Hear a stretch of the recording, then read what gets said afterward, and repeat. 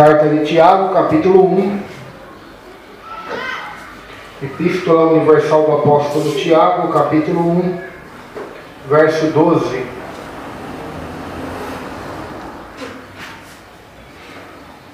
Verso de número 12. Tiago, capítulo 1, versículo 12. Diz assim: Bem-aventurado o homem que suporta... Tiago no final. Tiago 1:12. Tiago 1:12. Bem-aventurado o homem que suporta com perseverança a aprovação, porque depois de ter sido aprovado receberá a coroa da vida, o qual o Senhor prometeu aos que o amam. Na tradução, verso 12.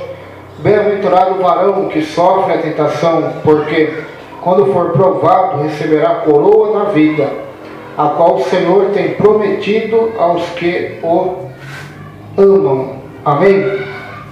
Então, dando continuidade ao capítulo 1 de Tiago, Tiago nos ensina que bem-aventurado é o varão, o homem, a mulher que suporta com perseverança a provação, que suporta a tentação, a dificuldade, a luta, que sofre e suporta ela, persevera, sem desanimar, sem murmurar, sem olhar para trás ou para os lados.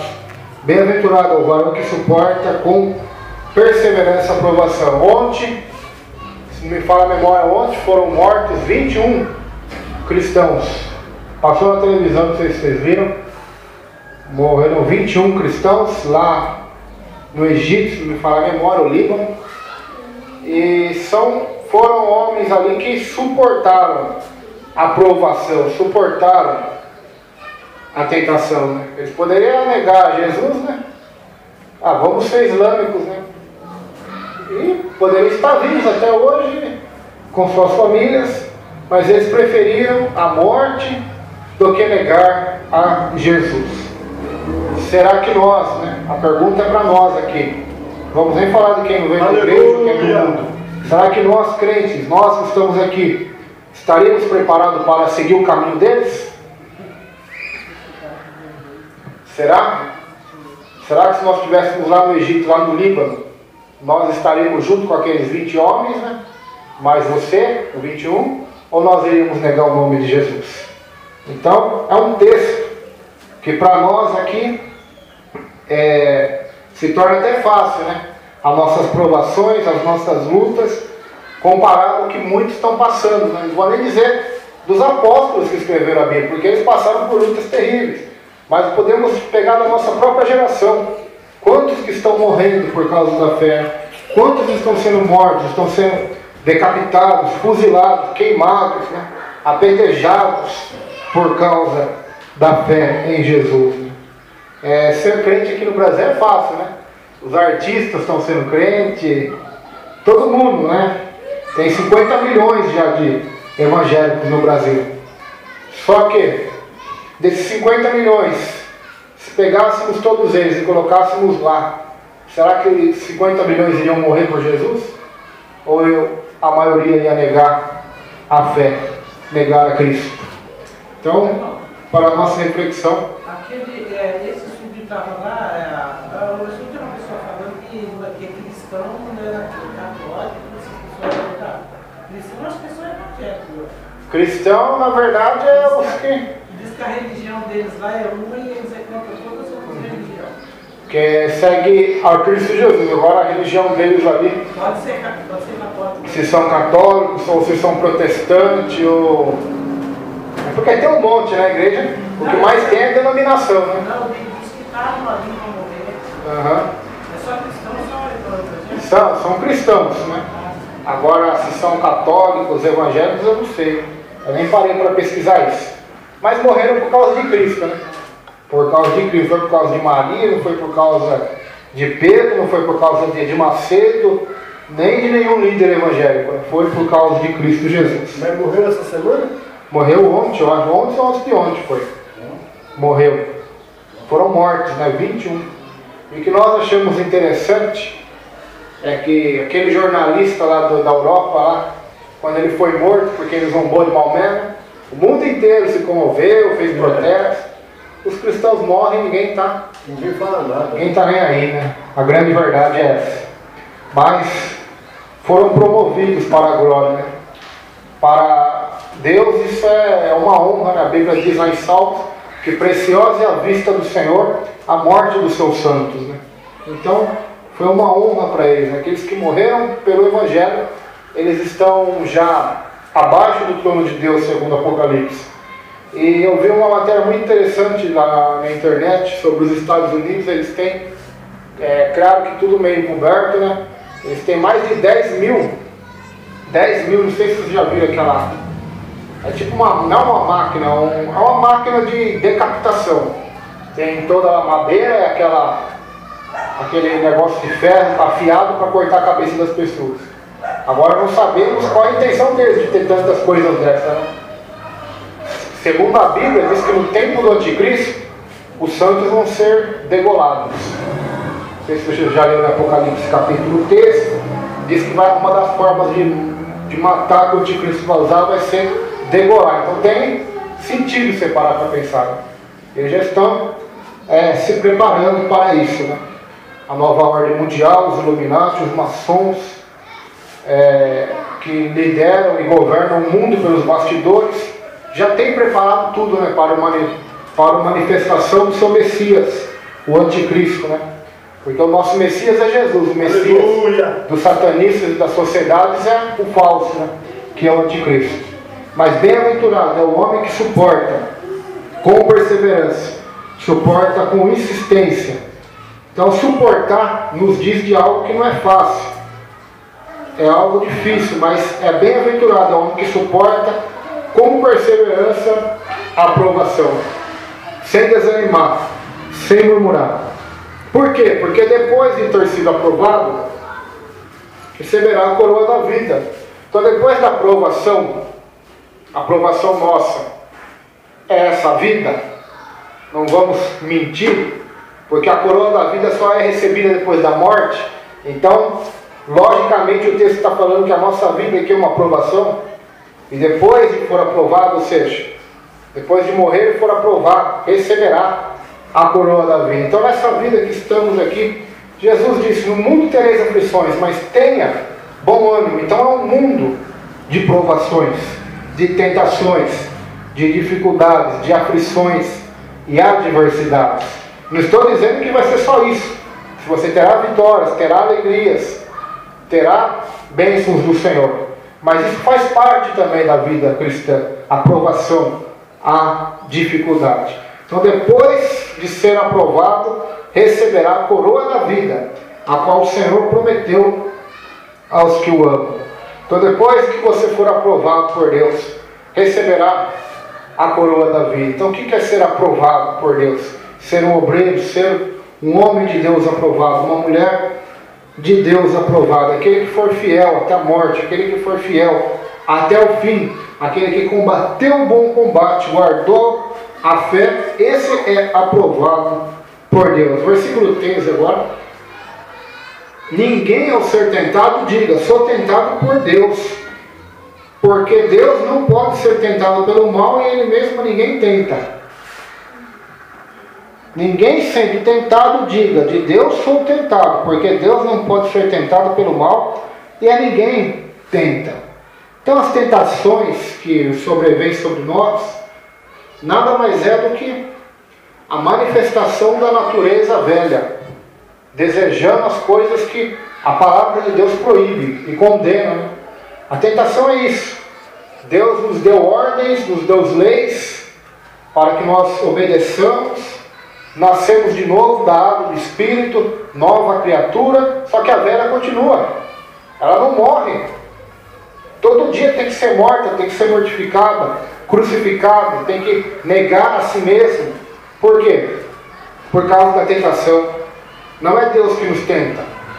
As tentações, segundo a Escritura, são humanas e demoníacas. Não é Deus. Já pensou se Deus começar a mandar tentação, não vai ter um que vai ficar em pé. Porque Deus não pode ser tentado e Ele mesmo ninguém tenta. Então Deus não pode ser tentado. É igual eu chegar aqui, ajoelhar e falar assim, Senhor, querer comprar a Deus. Eu tenho R$1.000 aqui, Senhor.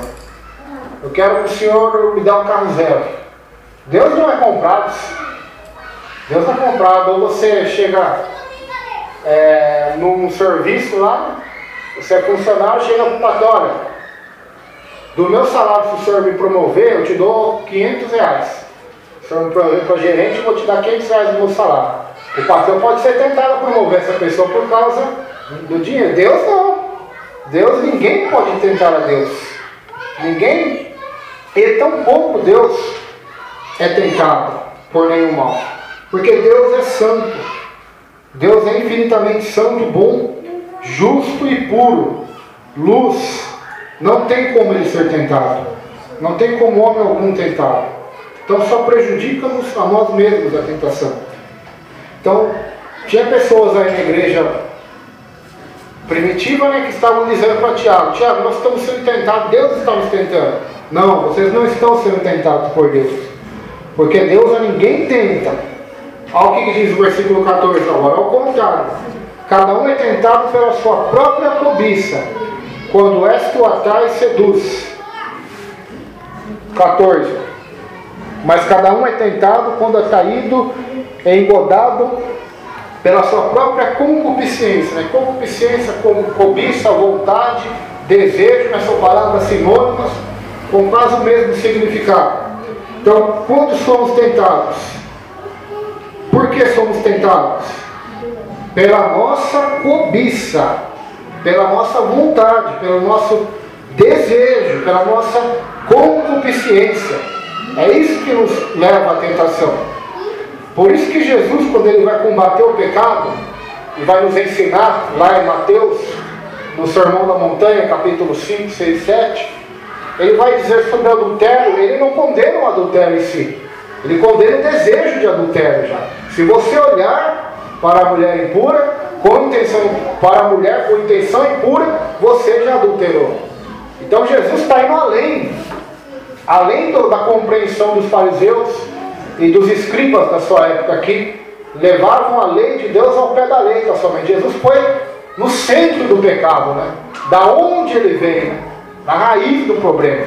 Por isso que ele disse, o teu olho te leva a pecar, corta, arranca, melhor ir para o céu com um olho do que com os dois para o inferno. Se tua mão te escandaliza, arranca, melhor ir para o céu com uma mão do que com as duas ir para o inferno. Ele não está dizendo ali para você catar uma faca, cortar a mão ou furar os olhos. Está dizendo para você lidar radicalmente com o pecado que está dentro de você. Lidar radicalmente. A mesma coisa, o mandamento não matarás. Jesus vai além do não matarás. Ele diz, olha, não matarás.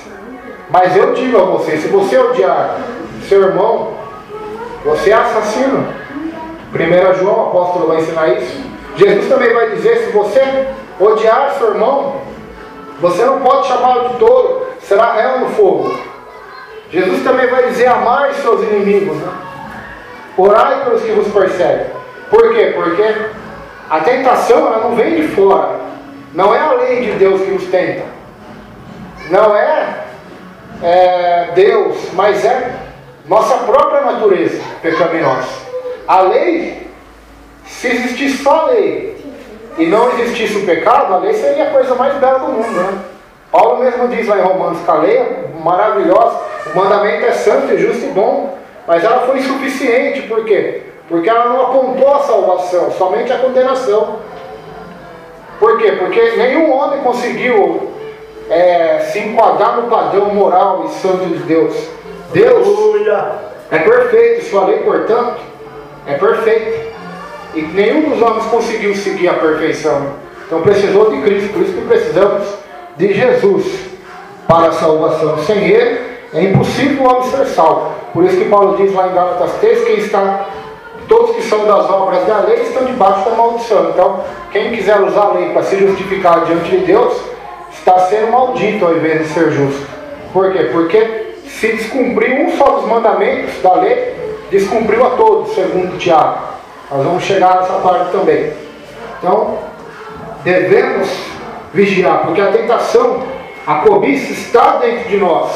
Certa feita Jesus foi comer, os fariseus ficaram bravos, porque eles não lavavam as mãos conforme a tradição judaica, a tradição deles, né? O costume deles. Jesus não lavou as mãos e ficaram bravos, né, com ele, com os discípulos. A Jesus falou que contamina o homem não é o que entra, mas é o que sai.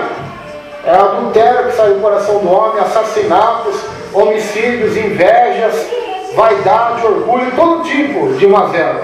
Então é isso que sai de dentro do nosso coração. A nossa cobiça que nos leva à tentação. Quando és tu atar ou seduz. Então, nossa luta contra o pecado começa com a cobiça, começa dentro do nosso coração. Porque pode ver, isso é fato, irmãos. Todos aqueles que mataram fisicamente, aqueles que cometeram homicídio, já tinham matado em seus corações. Todos aqueles que cometeram e cometem adultério, fisicamente, já são adúlteros, há muito tempo dentro do coração. Todos aqueles que odiaram alguém, já estão sendo assassinos. Então, a cobiça deve ser mortificada, deve ser renunciada, deve ser crucificada, deve ser colocada na cruz, para que Cristo viva em nós, como ensina a Bíblia. Quando és tu atais, nos seduz. Então a cobiça vai nos fazer isso. Verso 15.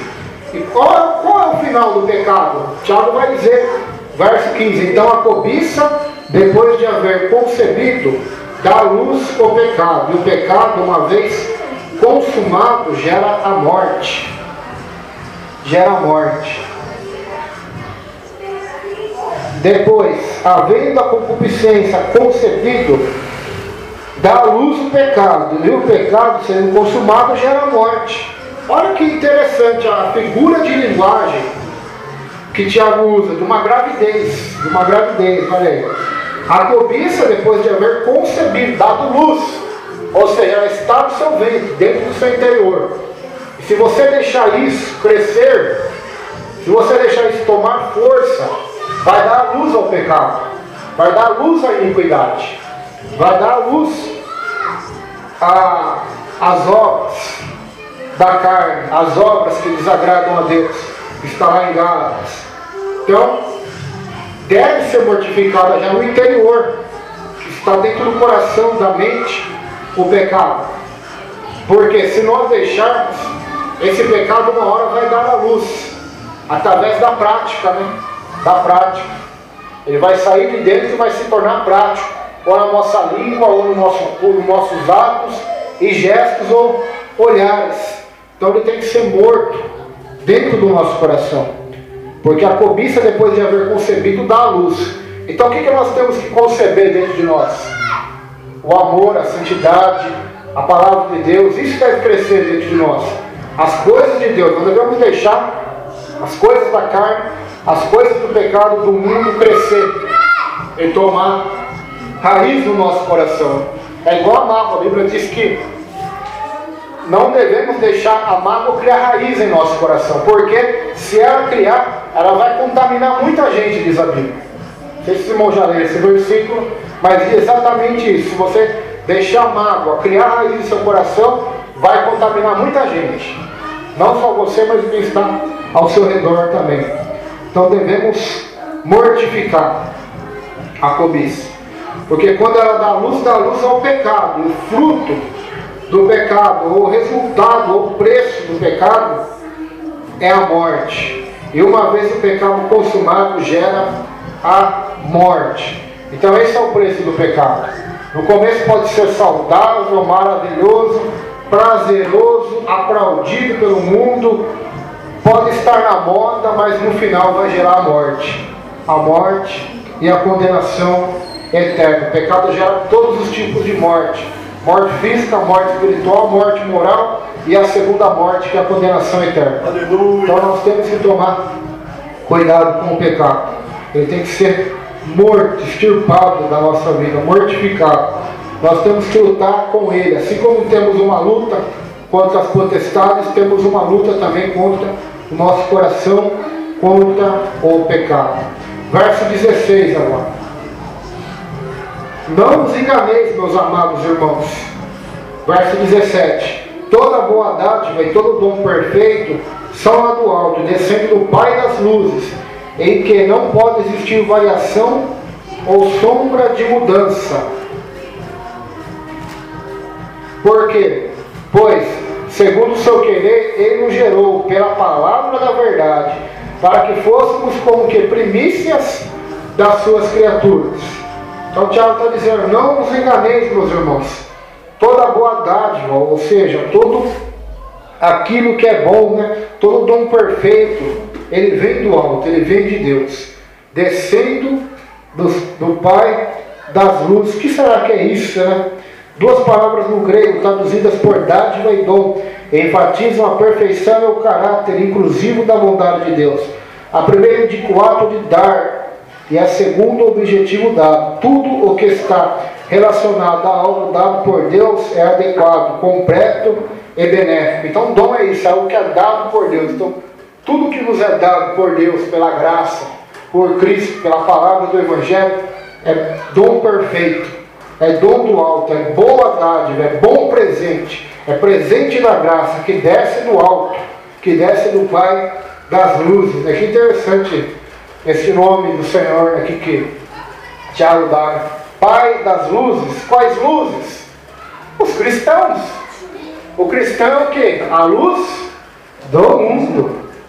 Também ele é filho de Deus. Então o Pai das luzes aqui fala do Pai, de nosso Senhor Jesus Cristo e de todos aqueles que nele creem, que são a luz do mundo, né? Jesus é a luz principal e nós andamos na luz dele, né? E temos a luz dele. Então ele é o Pai das luzes, em que não pode existir variação ou sombra de mudança.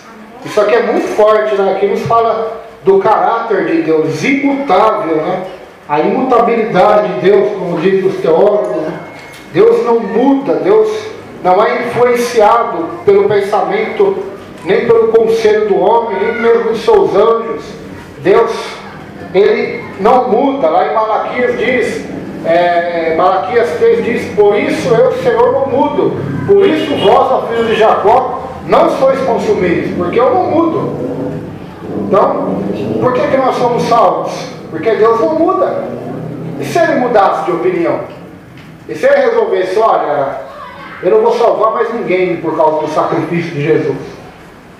O Pai resolvesse isso. Não, ele é imutável, ele fez uma aliança eterna. Ele jurou pelo seu próprio nome, não mudará, não invalidará a sua aliança ou a sua palavra, né? Não voltará vazia. Operando eu quem impedirá.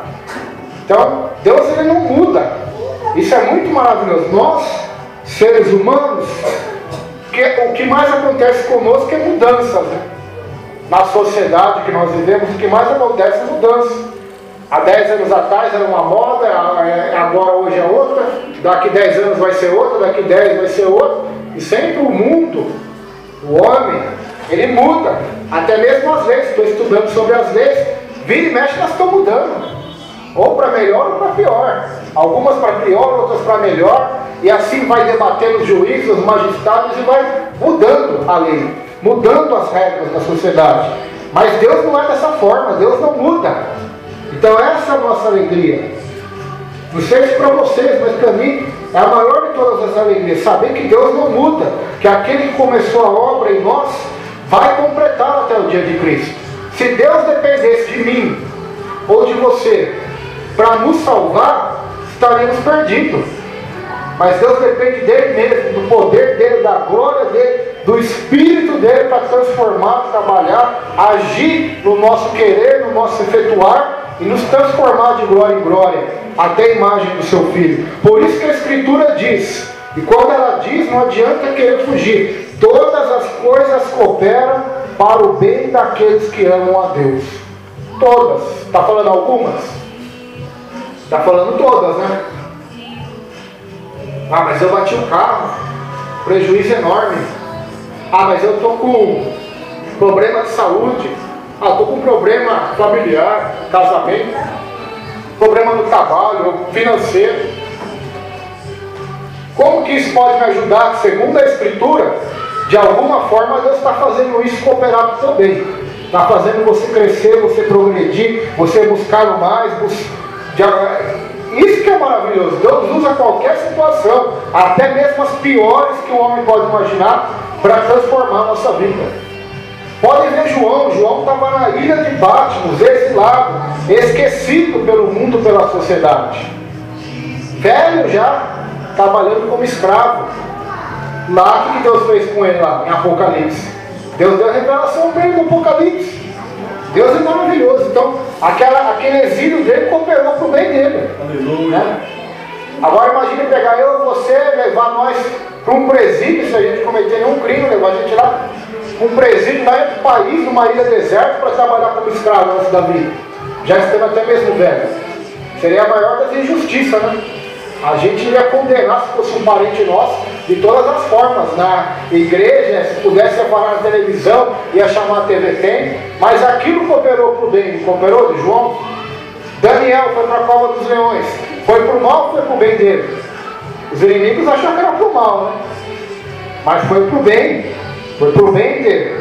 Sadraque, Mesaque e Abednego, José no Egito, Moisés, e poderia citar aqui inúmeros exemplos, Paulo. Se nós olharmos a trajetória deles, tudo na vida deles os levou para um só objetivo: para o bem da alma deles, para o bem da salvação deles.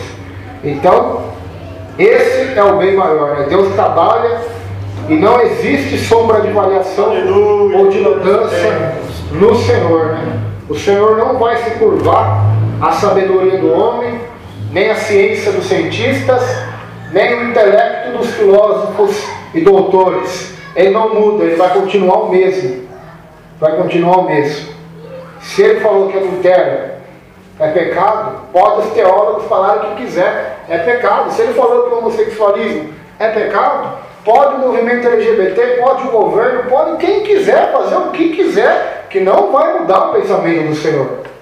No juízo final eles vão ser julgados conforme o que está escrito na palavra, não conforme o que está escrito na lei ou o que nós achamos na nossa mente humana que é certo ou errado. Mas seremos julgados pela palavra dele. Jesus disse: não sou eu que vou julgar vocês nos últimos dias, será a minha palavra. Então, Deus não vai mudar isso. Então, por isso é uma alegria, né? É uma alegria. Deus não muda. O homem pode mudar, mas Deus não muda. Verso 18. Porque segundo o seu querer, Ele nos gerou pela palavra da verdade, para que fôssemos como que primícia das suas criaturas. Então, o que transformou a nossa vida? O que nos regenerou? O que nos concebeu para a vida eterna? Foi a palavra da verdade, a palavra do Evangelho, a pregação do Evangelho. É isso que transforma-nos para sermos criaturas suas, criadas em Cristo Jesus, nova criatura. Aquele que está em Cristo é uma nova criatura. Então, premissa das suas criaturas aqui é novas criaturas. Romanos também, Paulo diz: não andeis na velhice da letra, mas em novidade de espírito. Novidade de espírito significa vida nova. Ou, como Paulo vai dizer em Coríntios, nova criatura, né? Transformados. Jesus também diz em João 3, nascidos de novo, né? Que não nasceram da vontade do homem, mas nasceram da vontade de Deus. Então o que transforma é a palavra da verdade. Outro ponto aqui para os irmãos vão se escandalizar o que eu vou dizer agora. Eu vi no Facebook esses dias nem sei que denominação é, também nem procurei saber, mas estava lá um grupo de jovens, eles estavam indo evangelizar no carnaval, e estavam indo distribuir camisinhas ungidas. Tem cabimento isso, pastor? É para dar risada, ou para chorar, ou para ficar bravo. Eu não sei qual vai ser a sua reação. No princípio a gente fica bravo, ou a gente dá risada, ou a gente chora, e nem sabe o que sente, né? Porque em vez de eles pregarem que fornicação é pecado, eles vão lá distribuir aquilo para os outros. Esse é o tipo de evangelho que existe hoje, irmãos. É que nós não saímos daqui de São Manuel, mas se você sair por aí, você vai ver cada coisa que estão fazendo em nome de Jesus, né? Somente pelo falso evangelho. O que salva é a palavra da verdade, não essas práticas malignas. 19 agora. A prática da palavra de Deus. Verso 19. Sabei estas coisas, meus amados irmãos, todo homem, pois, seja pronto para ouvir. Isso é um conselho importante para todos nós. Tardio para falar e tardio para ceiar. Eu gosto muito desse versículo. Sabeis isto, meus amados irmãos, mas todo homem seja pronto para ouvir, tardio para falar, tardio para se irar. Então todo homem, toda mulher, toda criatura esteja pronta, né? Preparada para ouvir, né? Pronto para ouvir, tardio para falar e tardio para se irar. Você já parou para pensar por que Deus fez você com 2 olhos, 2 ouvidos, uma língua? É lógica, né? Vamos usar lógica. Por que será?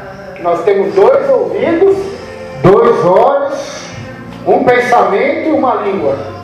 Para nós ouvirmos mais, vermos mais, pensarmos mais e falarmos menos. Né? Falarmos menos. É muito sério, Jesus disse que nós seremos julgados por tudo que falarmos.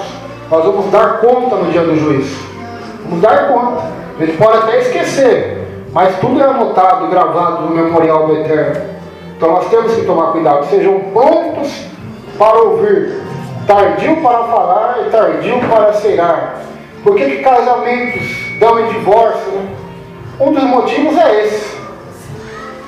Não é nem a falta de dinheiro, nem a falta disso daquilo, é a falta de ouvido, né? De ouvir. Todo mundo quer falar, todo mundo quer estar certo, né?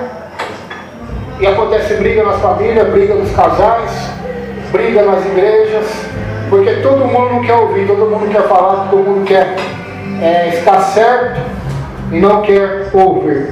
Mas todo homem seja pronto para ouvir. Qual era uma das qualidades que Jesus tinha, que a multidão gostava e se agradava? Ele ouvia. Ele não só pregava, ele ouvia o que as pessoas queriam falar. Ele ouvia a pergunta delas para responder. Ele estava sempre pronto para ouvir. Né? Assim como Paulo, todos os servos do Senhor, sejam prontos para ouvir. Pronto para ouvir. Né? Tem gente que ganha só para ouvir. Os psicólogos, por exemplo, eles ganham dinheiro só para ouvir. Você não pensa que você vai lá para ele. Ele vai mais te ouvir do que te orientar. Talvez ele vai te ouvir falar 50 minutos e te orientar em 10 minutos falando qual é o teu caso. Por quê? Porque eles estão prontos para ouvir. E por que muita gente vai lá no psicólogo? Não que seja errado. Que seja errado. Pela recomendação médica, pode ser muito importante isso, tratamento psicológico. Mas por quê? Talvez porque nós não queremos ouvir. Então eles estão lá e são pagos, né, para ouvir, porque eles estudam a mente humana, o comportamento humano a vida inteira. Então eles têm um entendimento sobre isso. Então eles só vão ouvir. Depois eles vão falar que a pessoa precisa. Seja pronto para ouvir. Então em psicólogo, terapia de casais, todos esse tipo de profissionais aí, eles mais ouvem do que falam, né? São os conselheiros, né? Sejam prontos para ouvir. Tardio para falar. Seja tardio para falar. Tardio para dar sua opinião, seu ponto de vista. Primeiro ouça, pense, reflita, né? Estude, analise para depois falar. Falar o que você realmente tem certeza e não o que você ouviu falar. É igual aquele ditado que muito acontece hoje, né? Os pregadores hoje, ouve um pregador famoso pregar, depois pregam aquilo, né? Pregam aquilo, mas não vão ver se realmente aquilo que o pregador ou pregadora famoso pregou realmente é bíblico, né?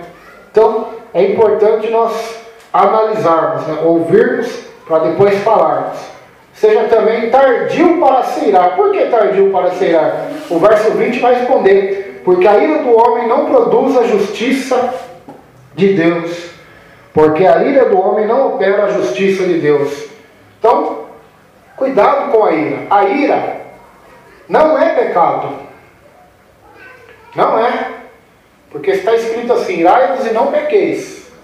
Quer dizer, você pode irar e não pecar, como se você pode irar-se e pecar.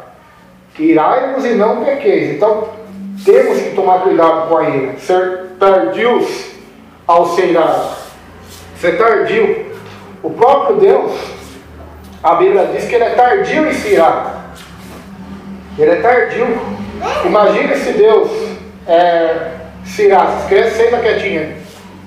Criança, aqui ó. Senta quietinha.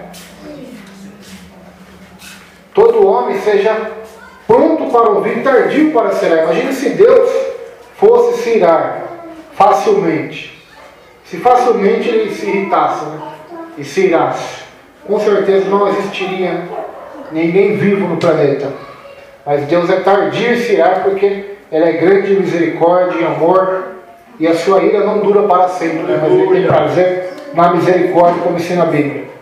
Seja tardio para se irar. Cuidado com a ira, porque se você agir na ira, não produz justiça de Deus, não opera a justiça de Deus.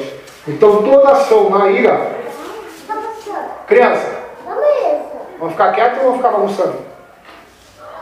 Então a Bíblia diz que se a gente agir na ira, nós vamos pecar. Por quê? Porque a ira do homem, ela impede a justiça de Deus. Aquela pessoa falou mal de mim, aí de repente vem aquela ira, você vai lá e quebra o pau e briga.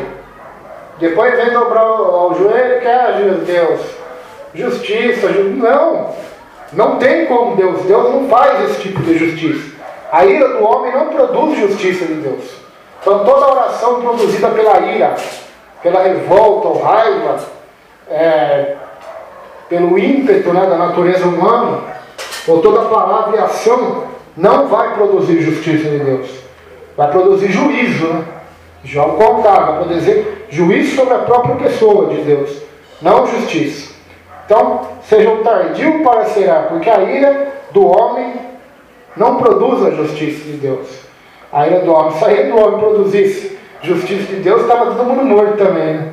Porque é tanta gente se irando uns com os outros hoje em dia, que estaria tudo morto também.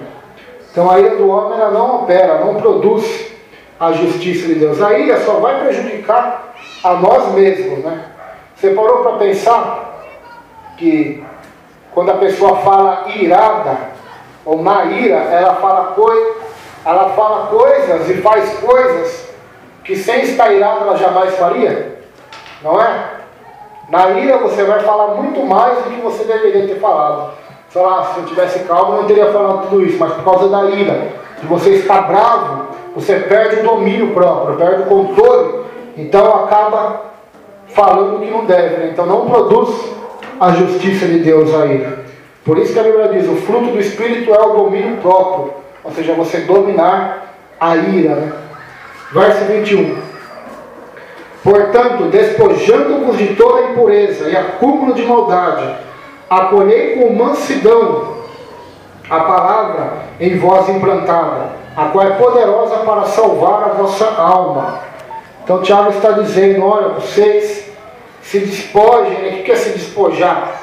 O que é um despojo? É tirar de você esta roupa da impureza, tirar de você esse sentimento da impureza, esse acúmulo de malícia, de maldade, tirar de você, se despojar, né? E acolher com mansidão. A mansidão também é o remédio para controlar a ira. A palavra em vós implantada, qual é poderosa para salvar a vossa alma. Então, tirem de vocês a ira, a malícia, acolham a palavra de Deus com mansidão, que está implantando-se em seus corações, e é poderosa para salvar a vossa alma. Está aqui o poder da palavra de Deus. Não sou eu que estou dizendo, é a Bíblia, e não só nesse versículo. Tem centenas de versículos que vão dizer a mesma coisa que o Tiago está dizendo. A palavra de Deus é poderosa para salvar a nossa alma. Por quê? Porque ela fala de Jesus Cristo, ela fala do Salvador, ela fala do perdão, ela fala do pecado, ela fala dos assuntos mais importantes deste universo. E ela é poderosa para salvar a nossa alma. Verso 22. Tornai-vos, pois, praticantes da palavra, não somente ouvintes, enganando-vos a vós mesmos. Então, torne-se praticantes da palavra de Deus, não somente ouvintes, enganando-vos a vós mesmos. Para Deus não significa nada. Se nós pegarmos os melhores pregadores desse planeta hoje do Evangelho e ouvirmos eles todos os dias, para Deus não vai significar nada. O que vai significar para Deus é quem vai praticar ou não a palavra.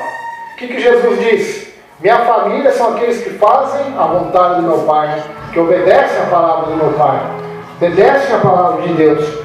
Então pratiquem, tornem-se praticante das palavras de Deus, não somente ouvinte, enganando-vos a vós mesmos. Ou seja, saia da teoria e entre na prática. Pratique a palavra de Deus, pratique o amor por Deus, o amor pelo próximo, pratique a mansidão, a santificação, a obediência ao Senhor. Não, agora é hora do estudo bíblico. Então, nós precisamos praticar a palavra do Senhor. Não adianta nós nos enganarmos a nós mesmos, né? Por quê? Verso 23. Porque se alguém é ouvinte da palavra e não praticante, assemelha-se ao homem que contempla no espelho o seu rosto natural. Pois a si mesmo se contempla e se retira, para logo se esquece de como era a sua aparência. Então, se você ouve a palavra e não pratica, é semelhante a um homem que se vê no espelho, né? Vamos salientar que o espelho aqui que a Bíblia diz não é o espelho de hoje, né? O espelho que você se vê nitidamente, perfeitamente. Aquele é um espelho que você se via não como o de hoje, né? Era tipo bronze. Era um espelho que você se via, mas a imagem não era perfeita, não era nítida, né? E Tiago diz, olha, se você não pratica a palavra, só ouve e não pratica, você é semelhante a um homem que se olha no espelho, mas depois quando sai, logo se esquece qual era a sua aparência. Então devemos obedecer a palavra de Deus. É melhor obedecer a palavra de Deus, como disse Samuel, do que sacrificar, né? É melhor obedecer. Maior juízo haverá para quem ouviu a palavra de Deus e não praticou, do que aqueles que nunca ouviram na vida. Os índios, pessoas que estão na China, lá na Rússia, lá em lugares que nem ouviram o Evangelho ainda, tem lugares, nem sabem que existe Bíblia. Eles vão ser julgados, mas nós do Brasil vamos ser julgados com muito mais rigor, conforme o nosso conhecimento. Quanto maior for o nosso conhecimento, mais o juízo vai vir. Quanto mais for te dado, não foi isso que Jesus ensinou? Quanto mais for te dado, mais te será cobrado. Então, talvez não é uma honra para nós estamos aqui pregando, ensinando a palavra, os irmãos estão ouvindo, estamos colocando na internet, estamos pregando os irmãos pregam no trabalho, na casa, no serviço, na escola. É importante, mas quanto mais você conhecer a Deus, maior vai ser o rigor, maior será o rigor. Por isso que tem que praticar a palavra de Deus. O que eu falo praticar aqui? O amor a Deus, o amor pelo próximo, né?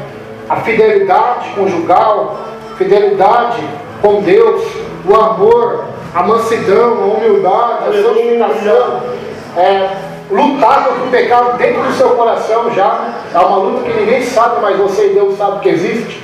Lutar e vencer o pecado dia após dia, pelo poder de Deus, pelo poder do Evangelho. Então é uma luta, né, pela prática da palavra de Deus. Verso 25. Mas aquele que considera atentamente na lei perfeita, lei da liberdade, nela persevera, não sendo ouvinte negligente, mas operoso, praticante, esse será bem-aventurado no que realizar.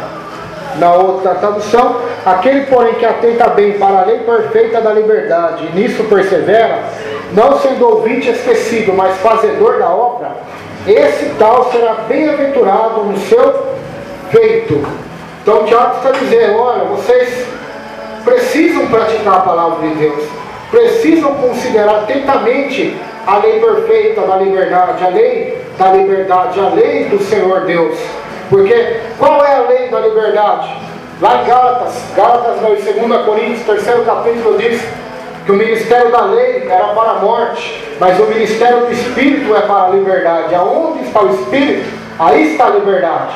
Então a lei da liberdade, que Tiago está dizendo aqui, a lei perfeita, é a lei do Espírito. É a lei do Espírito de Deus. Vamos ver lá em Gálatas para os irmãos entenderem o que está sendo dito aqui. Gálatas capítulo 5. Gálatas 5. Gálatas 5, a lei do Espírito, hein? Vai estar aqui no texto. Gálatas 5,16. Eu vou ler para não tomar muito tempo. Gálatas 5,16. as obras da carne e o fruto do Espírito, do andar do Espírito. Digo, porém, andar no Espírito e jamais satisfarei a concupiscência da carne. Porque a carne milita contra o Espírito e o Espírito contra a carne, porque são opostos entre si, para que não façais o que porventura seja do vosso querer. Mas se sois guiados pelo Espírito, não estáis sob a lei. As obras da carne são lascívia, prostituição, impureza, idolatria, feitiçaria, inimizade, porfia, ciúmes, iras, discórdias, dissensões, facções, inveja, bebedices, glutonarias e coisas semelhantes a estas, a respeito das quais eu vos declaro, como já outrora vos preveni, que não herdarão o reino de Deus os que tais coisas praticam. Mas o fruto do Espírito é amor, alegria, paz, longanimidade, benignidade, bondade, fidelidade, mansidão, domínio próprio. Preste bem atenção agora. Contra estas coisas não há lei. E os que são de Cristo Jesus crucificaram a carne com as suas paixões e concupiscências. 25. Se vivemos no Espírito, andemos também no Espírito. Então essa é a lei da liberdade. Essa é a lei perfeita, superior à de Moisés. É aquela a qual Cristo nos deu, a lei do Espírito, de andar no Espírito. Os israelitas não tinham esse poder de andar no Espírito. Não tinham. O Espírito só era dado a reis, e não era todos também, né? Porque teve vários reis ímpios, né? Aos profetas verdadeiros e aos sacerdotes. O Espírito Santo não era dado ao povo. Se você estudar sobre o Espírito Santo no Antigo e Novo Testamento, essa diferença é nítida. Depois de Cristo, o Espírito Santo agora é dado a todos aqueles que creem. Todos aqueles que creem recebem o Espírito Santo, que é a lei do Espírito, a lei da verdade. Ou seja, quando o Espírito Santo está na vida do cristão, na vida do crente, vai produzir nele a lei da liberdade, a lei do Espírito, a lei da vida, né? A lei de Cristo, que é o amor, a bondade, a justiça, a longanimidade e todos esses sentimentos e atitudes que agradam ao Senhor.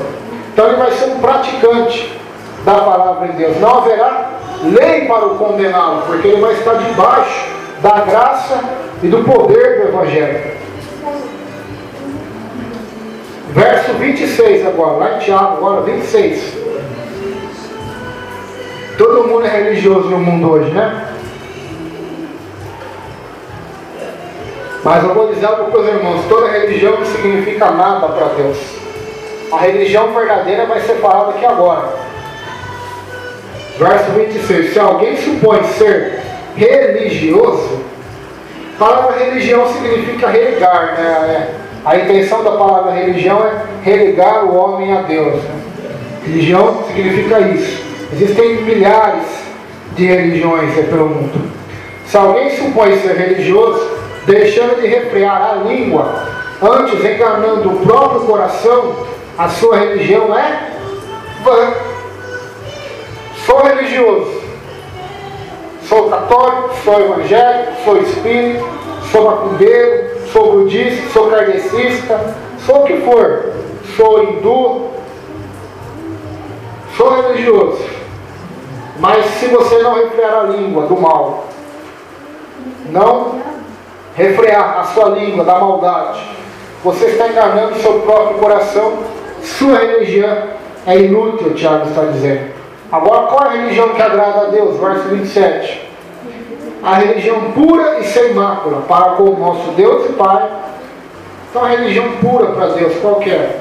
Pura, verdadeira, sem mácula, sem mancha, é esta: visitar os órfãos, as viúvas nas suas tribulações, e a si mesmo guardar-se incontaminado do mundo. Essa religião, portanto, que agrada a Deus. A religião pura e sem mácula para com Deus é essa.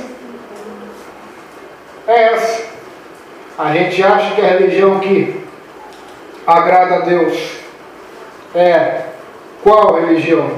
É essa que está aqui: o amor pelo próximo, a caridade para com os órfãos e viúvas. Se nós vermos na Bíblia, tanto no Antigo Testamento como no Novo, existe uma preocupação, parece que importantíssima, que Deus tem com os órfãos e com as viúvas.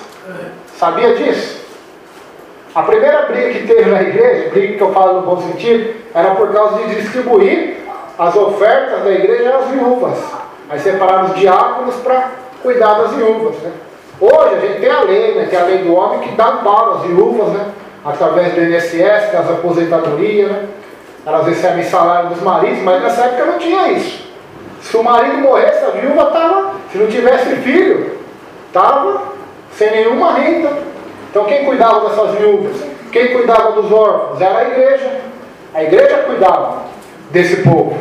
Lá em Atos capítulo 2 e 4, quando eles dão tudo aos pés dos apóstolos, o que os apóstolos fazem? Eles cuidam de todas as viúvas, os órfãos e os necessitados que estavam em igreja, dos pobres. Então Deus se preocupa muito com os pobres, com as viúvas.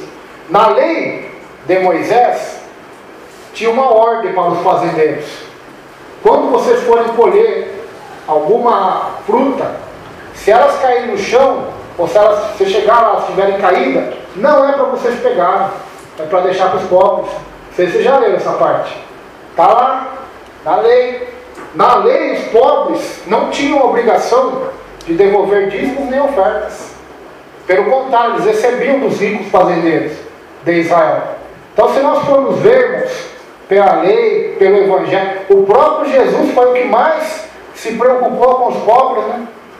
Ele viu que o jovem rico era avarento e disse: dá tudo para os pobres e me segue. Não pediu para dar para ele, nem para os apóstolos, para os pobres. Para os pobres. O próprio Paulo disse que trabalhava com as próprias mãos para ajudar aos pobres, né? Então você vê os religiosos de hoje usando a religião para comprar aviões, iates, mansões. Será que eles estão seguindo, né? Não estão seguindo nem o Velho Testamento, nem o Novo Testamento, né? Nem mesmo a Bíblia, não estão seguindo nem mesmo a ética humana, né? Que até um cara que não entende nada de Bíblia, pelo menos tem muita gente que tem a ética, né? Então eles não estão seguindo a palavra de Deus. A religião pura e sem mácula para com Deus é essa: os órfãos, as viúvas nas suas tribulações, visitar, amparar, e assim mesmo guardar-se incontaminado do mundo, ou seja, procurar andar em santificação, não se contaminar com o mundo, com os manjares do mundo, mas buscar a santificação, como eu disse aqui já na pregação, no ensino, a mortificação da carne, do pecado, da cobiça, para andar de acordo com aquilo que agrada a Deus. Então a religião que agrada a Deus, pura e sem mácula, é essa: visitar os órfãos e viúvas nas suas tribulações. Lembra daquele texto de Mateus capítulo 25, não vamos nem ler? Jesus vai chegar no juízo e vai dizer, muitos teólogos ali,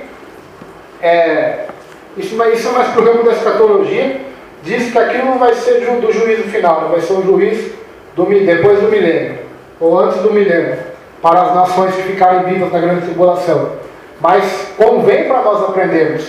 Mateus 25 diz: tive fome e não me desse de comer, tive sede e não me desse de beber, estava nu e não me vestiste, estava preso, não visitaste, estava doente e não visitaste. Então, quando eu fiz isso para o Senhor? Quando você não fez para aqueles pequeninos, para mim você não fez. Aí vai chegar para outro e vai dizer: eu tive fome e você me deu de comer, tive sede e você me deu de beber, estava nu, você me viu assim. Mas Senhor, quando que eu fiz isso para o Senhor? Quando você fez a qualquer um deles, a mim você fez. Então está vendo qual que é a diferença? O maior mandamento, os dois maiores mandamentos, por que não dizer o resumo, né? Quer resumir a Bíblia inteira? E só dois mandamentos? Amar a Deus com toda a força, com todo entendimento e desejo, e o segundo é amar o próximo como a ti mesmo. Isso é o resumo de toda a lei dos profetas, segundo Jesus. E nem está nos dos 10 mandamentos, hein? Porque os adventistas, só para os irmãos entenderem, os adventistas, eles enaltecem tanto os 10 mandamentos, que os dois maiores mandamentos um está em Levítico, o outro está em Deuteronômio. Nem faz parte dos 10 mandamentos, né?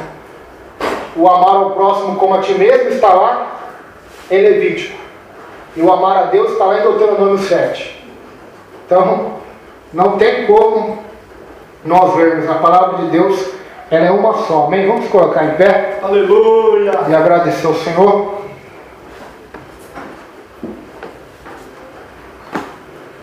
Senhor, meu Deus, meu Pai, muito obrigado, Senhor, por essa palavra. Nós te agradecemos. Soberano Deus. Pedimos que a tua graça, o teu poder, Lá dos céus, teu Santo Espírito, venha nos proteger, nos guardar e nos livrar de todo mal. Em nome de Jesus, nos ajudar, Senhor, a fazer a tua vontade, o teu querer.